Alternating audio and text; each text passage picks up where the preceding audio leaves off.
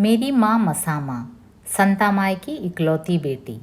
उसकी शादी हुई एक गरीब आदमी के साथ। विट्ठल कांबले उसका नाम। उसके यहाँ खाने के लाले पड़ते, हमेशा भूखा रहना पड़ता। दिन भर घास काटकर 2 कोस पर स्थित तहसील के गांव में जाकर जब घास बेच आते तभी खाने के लिए कुछ मिलता था। लकड़ियों की गठरी अक्कलकोट जाकर बेचनी पड़ती थी। लकड़ियाँ बेचकर आटा दाल खरीदा जाता था। हाथ पैर ही पेट था। रोज़ कमाओ रोज़ खाओ। संता माए दादा कभी कभार पैदल चलकर बासलगांव आते। 10-5 कोस चलना पड़ता था। सिर पर आटा नमक लेकर वे दोनों मसामा को बुलाने जाते। उन दिनों कहाँ थी बैलगाड़ियाँ। विट्ठल कांबले एक खेत के मालिक के यहाँ साल भर की शर्त पर मजदूर था। वार्षिक 700-800 का वेतन। रात दिन मालिक के घर या खेत पर काम करता। खेत के अनेक जानवरों में एक और जानवर। अपने दुखों और हड्डियों के ढांचे को देखता रहना, यही उसकी नियति थी। पेट और पीठ एक हो जाते। जानवरों के गोठ की तरह उसकी भी जिंदगी थी। आंसुओं को कितना कुछ रोक सकता था। भूख की कितनी जुगाली वह कर सकता था। कोल्हू के बैल की तरह वह अपने जीवन से जोता गया था। नहर से बहने वाला कल कल पानी पेट में शुद्ध पसीने की एक बूंद बनकर बहता था। विट्ठल कांबले हनुमंता लिम्बाले नामक पटेल के खेत में मजदूर था। बुरे समय में पटेल सहायता भी करता। इस सहायता से एक पूरा परिवार असहाय होता जा रहा था। पटेल के हाथ किसी भरे पूरे संसार को ध्वस्त कर रहे थे। गांव पंचायत ने मसाई के दूध पीते बच्चे को छीन लिया। 2-4 बरस के चंद्रकांत को भी उसमें छीन लिया गया। विट्ठल कांबले ने मसामा से तलाक दे लिया। 2 छोटे बच्चों को छोड़कर मसामा रोती हुई निकली। छोटा लक्ष्मण माँ की ओर हाथ करके रो रहा था। चंद्रकांत माँ के साथ जाने की जिद कर रहा था। पति पत्नी के संबंध टूट सकते हैं, पर माँ बच्चों के संबंध कैसे टूटेंगे। मसामा अब खुली थी। रोज़ उसी रास्ते से लकड़ियों की गठरी लेकर निकलती, कस्बे की ओर जाती, पर उसकी आत्मा अपने पति में बच्चों में रमी रहती। उसे जिंदगी से उठाया गया था। दंडकारण्य में सहारा ढूंढने वाली सीता की तरह उसकी अवस्था हो चुकी थी। वह दिशाहीन हो गई थी। विट्ठल कांबले ने दूसरा विवाह किया। पुरुषों को क्या, कितनी भी बार पान खाकर वह थूक सकता है, पर औरत जात एक बार तबाह हुई कि हो गया। मसामा की शादी कैसे होगी। घर में खाने के लिए दाना नहीं। परित्यक्ता खुली औरत। सिर पर स्थित आंचल कंधे से खिसक गया था। दादुनिया हमारे गांव का गोंगली कलगी तुरे के गीत गाता था। नाटक भी करवाता था। बचे कुचे समय में अड़ोस पड़ोस के गांवों में बर्तन भी बेचा करता था। मसामा के सामने उसने प्रस्ताव रखा। कलगी तुरे में गाने के लिए औरत की ज़रूरत होती है। उस औरत को डफ पर गीत गाना पड़ता है। पुरुष की आवाज़ में मिलाकर गाना पड़ता है। 4-5 लोगों की यह भजनी मंडली होती है। माँ ने नकार दिया। अकेली ही जीने का उसने निर्णय लिया।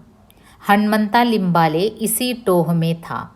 उसने मसाई से संपर्क किया और उसे अक्कलकोट में किराए के एक कमरे में रख दिया। मसामा ने भी मजबूरन हनुमंता का हाथ पकड़ लिया। जिस व्यक्ति को लेकर उसे बदनाम किया गया था, जिंदगी से उठा दिया गया था, उसी के साथ रहना उसने तय किया। हनुमंता ने मसाई के दाम्पत्य जीवन को तोड़ दिया और उसे अपने नियंत्रण में रख लिया, जैसे कोई शौक से कबूतर पालता हो। दोनों मज़े में रहने लगे। मसाई गर्भवती हुई। लड़का हुआ। लड़के का बाप कौन। हनुमंता को मसाई चाहिए, उसका शरीर चाहिए था, पर संतति। मसाई के उस लड़के के नाम के साथ अगर हनुमंता का नाम लग जाता तो उसकी बदनामी होती। लड़का बड़ा होकर खेती में हिस्सा मांगे तो, मसाई कोर्ट में गई तो। हनुमंता यह सब नहीं चाहता था, पर प्राप्त संतति को कैसे टाला जा सकता था। मेरे जन्म के साथ ही पटेल और ज़मींदारों की तमाम खानदानी कोठियाँ बेचैन हुई होंगी। मेरे प्रथम उच्छ्वास से दुनिया की नीति घबरा गई होगी। मेरे क्रंदन से तमाम कुंतियों की छातियों से दूध निकल आया होगा। मसामा क्यों तैयार हुई इस बलात्कार को? क्यों पचाया उसने उस अनैतिक संभोग को 9 मास 9 दिन भीतर ही भीतर? किस लिए विकसित होने दिया उसने ऐसा गर्भ? कितनी नज़रों ने छला होगा उसे व्यभिचारिणी कहकर। मेरे जन्म के बाद किसने बांटी होगी मिठाई? किसने लाड़ किए मुझ पर? किसने दी होगी साड़ी चोली मेरी माँ को? किसने किया होगा मेरा नामकरण संस्कार? मेरा खानदान कौन सा? मैं किस वंश का दिया? किस अधिकारी पिता का मैं पुत्र? घर के निकट गंगू नामक एक आया रहती थी। वह माँ की सहेली थी। गंगू मुझे पीठ पर बांध लेती। सुई बिलावा धागों को बेचती हुई सड़क पर घूमती। मुझ नन्हे का प्रदर्शन करते हुए कपड़े मांगती, अन्न मांगती। औरतें मेरे कारण और मेरे लिए फटे पुराने कपड़े देती, तेल देती। मसामा गंगू को डांटती। मेरे कारण गंगू को काफ़ी कुछ मिल जाता। गंगू उदास हो जाती, कहती, बच्चे के लिए ही लोग कुछ न कुछ डालते हैं, मैं तेरे बच्चे को मारती थोड़े ही हूँ। दोनों झगड़ती। मसामा बाहर जाती कि गंगू धीरे से मुझे उठा लेती और भीख मांगने निकल जाती। मैं जब मैट्रिक में था तब गंगू सुई बिलावे का नारा लगाते हुए हमारे गांव आई थी। घर पर भी आई। मसामा ने उसके लिए चाय बनाई। गंगू ने बड़े प्यार से मुझे पास बैठाया, मुझे चूमा, पीठ पर हाथ फेरती रही, पूछने लगी, अक्कलकोट चलोगे? और यह भी कहने लगी कि बाप के खिलाफ कोर्ट में जा। वास्तव में इस गंगूबाई का अर्थ था चलता फिरता प्रोविशनल स्टोर। औरतों को सुई बिलावे धागे काली मनियाँ देती और बदले में बासी रोटियां पुराने कपड़े लेती। गंगू निकल गई। मैं उदास हो गया। मैं बढ़ रहा था कर्ण की तरह पूरे महाभारत पर। मसाई के प्रति हनुमंता का आकर्षण अब कम होने लगा। रोज़ झगड़े होते। हनुमंता कहता, ये लड़का मेरा नहीं है, इसकी आंखें गोंडी कुमार की तरह हैं। कुमार गोंडी ब्रिटिशों के समय का बहुत बड़ा डकैत था। अंत में हनुमंता के अत्याचारों और आरोपों से तंग आकर मसामा मुझे लेकर अपनी माँ संतामाई के घर आ गई। माँ और धरती दो ही ऐसी इकाइयाँ हैं जो किसी बात को अपने भीतर स्वीकार कर लेती हैं। औरों की लुगाई सुंदर और अपनी कुरूप। सुंदर लड़की का जन्म दलित जाति के लिए संकट के तरह है। मसामा को उसके पति ने छोड़ दिया था। इसके मूल में उसका सौंदर्य ही था। हनुमंता भी भोग कर अलग हट गया। मसामा मुझे भाग की तरह लेकर जी रही थी। कितने दिनों तक वह अकेली जी सकती थी? जिनके पास वर्ण श्रेष्ठत्व से प्राप्त सत्ता तथा वंश परंपरा से प्राप्त संपत्ति रही है, उन्होंने यहाँ की दलित स्त्रियों को सतत भोगा है। देहात देहात के जमींदारों पटेलों ने खेतों में काम करने वाली दलित स्त्रियों के साथ ऐसा ही व्यवहार किया है। रंडियों की तरह उन्होंने इनका उपयोग किया है। दलितों की लड़कियां इनकी वासना का शिकार होती हैं। इनके द्वारा किए गए स्वैराचार से संतति जन्म लेती रहती हैं। जमींदार के इशारे पर जीने वाला घर हर गांव में होता है। पूरा गांव इस घर को पटेल की रंडी का घर कहता रहता है। इस स्त्री की संतति की पहचान पटेल की रंडी के बच्चों के रूप में ही बनती है। पटेल की दया पर खुश होकर ही जीने में उनके जीवन की सार्थकता होती है। यों बदले में उन्हें मिलता ही क्या है?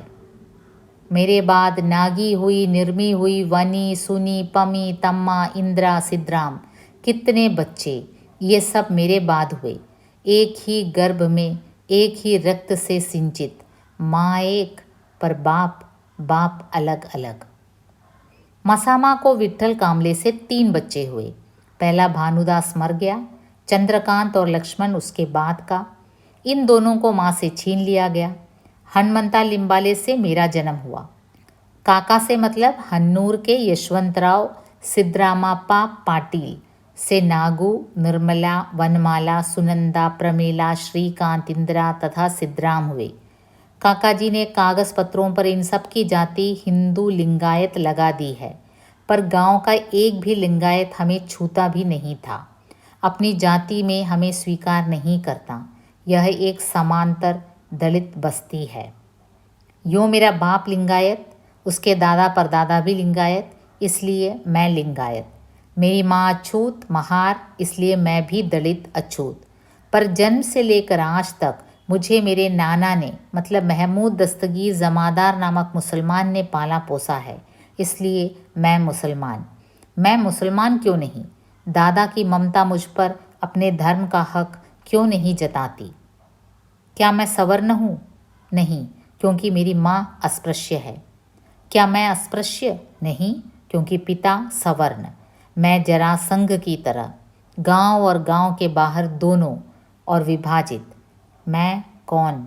मेरी आंवल किससे? ग्राम पंचायत का काम निकल जाने के बाद दादा ने हमाली शुरू कर दी। हमारे गांव में पूरे दिन में 8 बसें आती थी। एक गाड़ी मुकाम के लिए आती, रुपये 1.5 रुपये में हमारा दिन गुजर जाता था। दादा के दांत गिर चुके थे, नज़र भी कम हो रही थी, पहले की तरह अब शक्ति भी नहीं थी। बावजूद इसके मृत्यु का बोझ लिए वह बस से चढ़ते उतरते। भारत स्वतंत्र हुआ था तब की बात। हिंदू मुसलमानों के दंगे शुरू हुए। हैदराबाद निज़ाम की स्वतंत्रता के लिए भारतीय फ़ौजें आई। उन दिनों पुलिस से लेकर आम आदमी तक सभी ने मुसलमानों पर अत्याचार किए, उन्हें काटा, उनकी औरतें लड़कियां भगाई। भारतीय सेना जब हमारे गांव से गुजर रही थी तब गांव की पटेली मल्लेश पटेल के पास थी। दादा कोतवाल थे। मल्लेश पटेल ने मिलिट्री को शानदार खाना दिया था। खाना खाकर फौज आराम कर रही थी। दादा ने पगड़ी खोली, सिर पर शिखा नहीं थी। फौज चिढ़ गई, बंदूक का निशाना बनाया जाने लगा। दादा की धोती निकाली गई, उनका शिशन देखा गया। दादा पर गोली चलाई जाने वाली थी कि इस बीच मल्लेश पटेल को पता चला। उन्होंने उन्हें बचाया। पता नहीं इस मुसलमान ने क्या पाप किया था। दादा मर जाते तो आज हम सड़क पर आ जाते। संतामाए से अब कोई काम नहीं होता। मैं छोटा, दादा को जब कुछ मजदूरी मिलती तभी रोटी मिलती। मुसलमानों में 1 से अधिक विवाहों की अनुमति है। दस्तगीर जमादार की पत्नी का लड़का है दादा। बुरहानपुर की किसी स्त्री से उसका विवाह हुआ था, पर संतति नहीं हुई, वह भाग गई। परिणामतः दादा ने पूरी जिंदगी संतामाए के साथ गुजार दी। जाति बिरादरी के परे जाकर उन्होंने मुझे प्यार दिया। अपने बच्चों की तरह उन्होंने मेरी देखभाल की। न धर्म देखा, न जाति बिरादरी। मनुष्य धर्म को रोकता है अथवा धर्म मनुष्य को। धर्म का दायरा बड़ा है कि इंसानियत का। मनुष्य के लिए धर्म है कि धर्म के लिए मनुष्य। मनुष्य धर्म को विकृत करता है अथवा धर्म मनुष्य को। धर्म, जाति और बिरादरी को त्याग कर क्या मनुष्य जी नहीं सकता? बुधवार को दादा पूरे नशे में होते। बुधवार को गांव में सप्ताह का बाजार भरता। 5-6 रुपये हमाली के मिलते। इस बाजार से कुछ खरीद कर खाने के लिए दादा मुझे, नागी, निर्मी, पमी को 10-10 पैसे देते। शाम को दादा और संतामाए के झगड़े होते हिसाब को लेकर। दोनों खाना नहीं खाते, मटन वैसे ही पड़ा रहता। दूसरे दिन संतामाए मटन गरम कर खा लेती। नींद में पेशाब की मुझे आदत थी। सपने देखने से मैं घबराता और अनजाने में पेशाब हो जाता। बिस्तर पेशाब से भीग कर गीला हो जाता। सब चिल्लाते, कहते इसके नुन्नू को दागना चाहिए। मैं घबरा जाता, कंबल धूप में सुखाने डालता, उसी कंबल को बिछाता, उसी को ओढ़ लेता। कंबल से पेशाब की दुर्गंध आती, पर उस गंध की आदत मुझे हो चुकी थी। कुछ भी गलत नहीं लगता। पेट हाथ पर ही था। दादा अकेले हमाली करते, रोज़ कमाओ रोज़ खाओ। दिन भर की हमाली भी कितनी आती। किलो 1.5 किलो ज्वार, 10 पैसे का मीठा तेल, 4 आने की दाल, बीड़ी 10-20 पैसे की। शनिवार रविवार पत्थर की तरह महसूस होते। उस दिन हमाली होती नहीं। सोमवार को अक्कलकोट का बाजार, उस दिन 5-6 रुपये मिलते। बुधवार तक का खर्चा चल जाता। बुधवार को हमारे गांव का बाजार, गुरुवार शुक्र निकल जाते। शनिवार रविवार खस्ता हालत हो जाती। इन्हीं 2 दिनों में दादा नींद में अजनबियों के नाम लेकर हमाली मांगते। एक गठरी की हमाली 10 पैसे की। 10-10 पैसे से दिन गिना जाता। इस बस में 20 पैसे की प्राप्ति हो गई तो अगली बस से कितनी मिलेगी? 1 किलो अनाज के लिए और कितने पैसे कम हैं? 100 ग्राम अनाज की हमाली तो मिलेगी क्या? अगर प्राप्ति ही नहीं तो उधार किससे मांगूं? दादा बस की प्रतीक्षा करते, किसी से बीड़ी मांग कर लाते और फूंकते। संता माए लोगों से खैनी मांग लाती। दादा को कोई चाय पिलाता तो वह आधी पीकर आधी मुझे लाकर देते। अगर कोई आधी चाय देता तो वह खुद न पीकर संता माए को देते। 10 पैसे की चाय हमारे लिए बहुत कीमती लगती। इन 10 पैसों के लिए दादा मौत का वजन ढोते। चाय की इच्छा हुई भी तो भी चाय पीने की इच्छा नहीं होती। 1 किलो अनाज के लिए अगर उतने पैसे कम पड़ गए तो? बस के नाम पट बदलने के काम के लिए जब दादा मुझसे कहते तो मुझे बेहद खुशी होती। ड्राइवर के कैबिन में जाने का अवसर मिलता। ड्राइवर की बैठने की जगह के प्रति मेरे मन में आदर की भावना थी। नाम पट बदल कर निकलते समय मैं ड्राइवर की सीट पर थोड़ी देर के लिए बैठता। सीट के भीतरी स्पंज को चुराता। उस स्पंज को पानी में भिगोकर स्कूल ले जाता स्लेट पोंछने के लिए।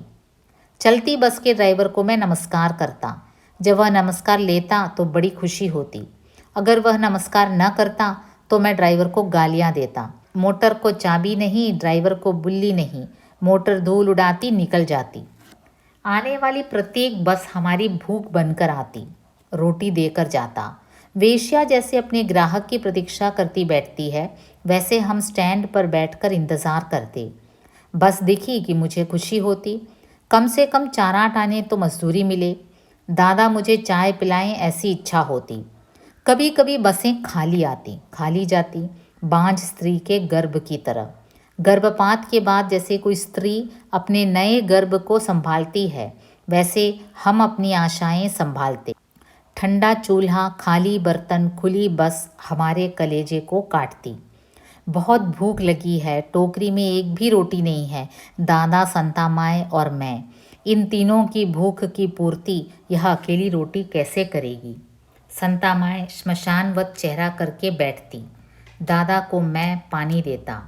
बस में वह जैसे पानी भरता वैसे पानी पी लेता। उस दिन बस पर ज्वारी का थैला चढ़ाते समय दादा के सिर पर से थैला नीचे गिर गया। कंडक्टर तेजी से दूर हट गया। अगर उसके हटने में 1 सेकंड का भी फर्क हो जाता तो वो वहीं मर जाता। उसने दादा को बहुत गालियां दी। कल से हमाली न करो, कहा। मैं भयभीत हो गया, दिल कांपने लगा। दुर्घटना में बस उलटने के बाद जैसी स्थिति हो जाती है वैसी स्थिति मेरी हो गई थी। दादा की हमाली अगर छूटी तो हमारा क्या होगा? दिन पत्थर की तरह का काटता। बसों का आना जाना, बस इतनी ही घटना घटती। बाहर से कोई बाबू आ जाए तो कुछ विशेष महसूस होता। मैं उसे निहारता। दिन भर स्टैंड की बेंच पर बैठा रहता। बस का अड्डा ही हमारा घर। बेंचों के नीचे 2-4 गुदड़ियाँ दबा कर रख देते। रात में उन्हें बाहर निकालते। बस अड्डे पर सो जाते। 2-4 यात्री साथ में होते। पागल जैनी रात भर चिंदियाँ अलग करती रहती। उपयोग में लाए हुए टिकटों की तरह हम पड़े रहते। सवेरे जल्दी जगना पड़ता। ड्राइवर कंडक्टर चिढ़ जाते। एक बार तो हमारी गुदड़ियाँ उन्होंने सड़क पर फेंक दी थी। मसामा, मेरी सगी माँ, मुझसे सौतेली माँ का व्यवहार करती। इसी कारण मैं संता माए का हो चुका था। मसामा मुझे पीटती तो संता माए छुड़ाती, फिर दोनों झगड़ती। एक बार मुझे लेकर दोनों में खूब झगड़ा हुआ। परिणामतः संता माए ने महारों की बस्ती में रहना ही छोड़ दिया। स्टैंड पर रहने आई। वहीं हमाली करते, वहीं खाते, वहीं सोते। आरंभ के कुछ दिन हम स्टैंड पर खुले में ही रहे। 3 पत्थरों का चूल्हा। हवा के कारण चूल्हे की ज्वालाएं आधी बाहर जाती, आधी भीतर। रोटी सेंकी ही नहीं जाती। चूल्हे के लिए घास फूस इकट्ठे कर लाने का काम मेरा होता था। खेतों में जब घास फूस की चीज़ें लाने जाता तो किसान मारने दौड़ते। हाथों पैरों में कांटे घुसते। स्टैंड के पीछे जो मैदान था वहाँ खुले में खाना खाते, वहीं रहते। वर्षाकाल के लिए दिन की एक झोंपड़ी बना चुके थे। दारू की बोतलों को धोकर मीठा तेल और मिट्टी के तेल के लिए उनका उपयोग करते। मिट्टी के बर्तन, मिट्टी का घड़ा, 3 पत्थरों का चूल्हा हमारी झोपड़ी की ये महत्वपूर्ण वस्तुएं थीं। वर्षा के दिनों में पूरी झोंपड़ी टपकती थी और गर्मी के दिनों में हम पसीने से लथपथ हो जाते। झोंपड़ी इतनी छोटी थी कि रात में आराम से पैर फैलाना भी संभव नहीं होता था। कभी फैला भी देता तो पैर चूल्हे में घुसते। रोज़ रात में सोते समय संता माँ गरजती, पैर लंबे करके मत सो, पर नींद में पैर अनायास फैल जाते। टोकरी में रखी रोटियां, जर्मन का एक लोटा, 2 थालियां, मिट्टी के छोटे बड़े बर्तन और लकड़ी का एक बक्सा, इतना हमारा संसार। फर्श का एक बड़ा टुकड़ा दादा ले आए थे। उस पर ज्वार की रोटियां बनाई जाती, चटनी पीसी जाती। लकड़ी के बक्से में ही रोटियां तथा सब्जी रखी जाती। इस बक्से में खटमल और तिलचट्टे बहुत थे। मिट्टी के बर्तन में रखी रसेदार सब्जी में कई बार तैरते तिलचट्टे मिलते। हम उन्हें निकाल फेंकते और सब्जी खा लेते। कई बार बक्से को धूप में रख कर मैं खटमल मारता। बक्से में ताला नहीं लग पाता था, इसलिए संता माई उसे कपड़े से बांधती। उनकी अनुपस्थिति में बक्से को कोई खोल भी दे तो विशिष्ट पद्धति से गांठ मारे के कारण उसे यह समझ में आ जाता था। ऊपर आटे का डिब्बा रखती, डिब्बा भी विशिष्ट पद्धति से रखती। दरवाजे पर भी ताला नहीं था, वहाँ पर भी रस्सी बांधती। मेरे कपड़े काले न हों इसलिए उन्हें प्लास्टिक की थैली में बांध कर बक्से में रख देती। एक बार किसी यात्री का टिफ़िन बॉक्स बस में रह गया था गलती से। जल्दी में वह निकल गया था। मैं नामपट बदलने हेतु रिक्त बस में गया था तो नज़र पड़ गई। बहन नागी को मैंने बताया। नागी धीरे से अंदर जाकर डिब्बा ले आई। स्टैंड के पीछे हम दोनों गए। कील से उसका ताला तोड़ा, डिब्बा खुला। भीतर की चीज़ें देखकर मुंह से पानी भर आया। सवेरे हम दोनों ने पता नहीं किसका मुंह देखा था। दादा बस अड्डे पर तो हमाली करते ही थे, अलावा इसके अगर कहीं बाहर गांव में हमाली का काम मिलता तो चले जाते। भूखे पेट सिर पर बोझ लिए मीलों चलते जाते। हमाली के पैसे लाकर संता माए को देते। तब संता माए अनाज ले आती, मैं दाल तेल ले आता। संता माए सवेरे सवेरे ही स्टैंड पर झाड़ू लगाती। कैंटीन वाला उन्हें चाय देता, उसमें से वह आधी चाय मुझे देती। दादा सवेरे बस में झाड़ू लगाते, पानी डालते, पर्दे बांध देते, नामपट बदलते। सवेरे की चाय के लिए वह पहले से पैसे बचा कर रखते। उन पैसों से चाय पीते। अगर पैसे न हो तो उस दिन हमाली मिलने तक सूखे मुंह चुपचाप बैठे रहते। कई बार एक कप चाय के लिए वह कैंटीन में पानी भरते। होटल वाले के कई काम करते। होटल वाला चाय उधार देता, हमाली मिली कि वसूल करता अथवा पानी भरवा लेता। सवेरे की दूसरी गाड़ी से दैनिक पत्र का पार्सल आता। कभी मैं दैनिक पत्र बांटता, कभी संता माए तो कभी दादा। गांव के मणिक सेठ के दूध का कैन इस गाड़ी में रखना पड़ता था। गांव के जो संपन्न लड़के अक्कलकोट में पढ़ाई के लिए जाते, उनके टिफ़िन बॉक्स भी इसी गाड़ी में रखने पड़ते। ये सब काम हम तीनों करते। माणिक सेठ कभी कभार अड़चन में सहायता करता। बुरहानपुर के टीले के बस धूल उड़ाती हुई आती। वहाँ बस दिखी कि मुझे बहुत खुशी होती। भरपूर हमाली मिलेगी ऐसा विश्वास पैदा होता। हमाली मिले इसलिए मैं भगवान से प्रार्थना करता।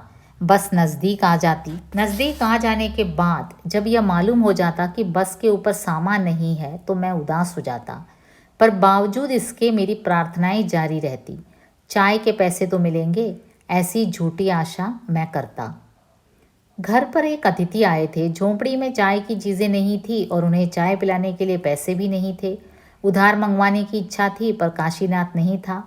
बूढ़ा धनापा उधार देता नहीं था। बड़ी मुश्किल थी, क्या करें।